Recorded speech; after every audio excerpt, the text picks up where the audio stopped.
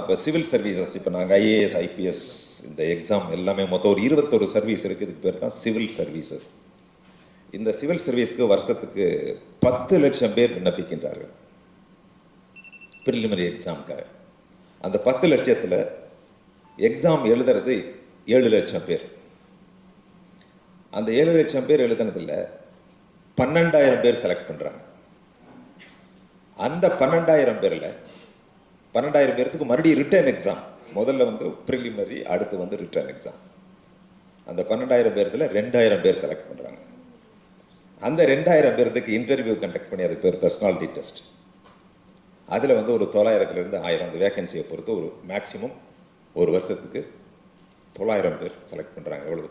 10 லட்சம் அப்ளை பண்ணி 7 லட்சத்துலேருந்து வெறும் 900 பேர். அதில் ஐஏஎஸ்க்கு வந்து முதல்ல ஒரு 75 பேர், ஐபிஎஸ் ஒரு 75, அடுத்து income tax, customs, audit and account service, railway account service, Indian traffic, railway traffic service, இப்படி மொத்தம் 21 சர்வீஸ். எப்படி ஒரு 100 போஸ்ட்டுக்காக 10 லட்சம் பேர், 1 million people are writing exam. அதனால் அதுதான் நமக்கு வந்து ஒரு முக்கியமான ஒரு பணின்னு நினச்சிட்டு அதுலேயே எல்லாரும் போனால் எல்லாருமே வெற்றி பெற முடியாது. அதனால் இது போன்ற வாய்ப்புகளை உருவாக்கி கொடுக்கின்ற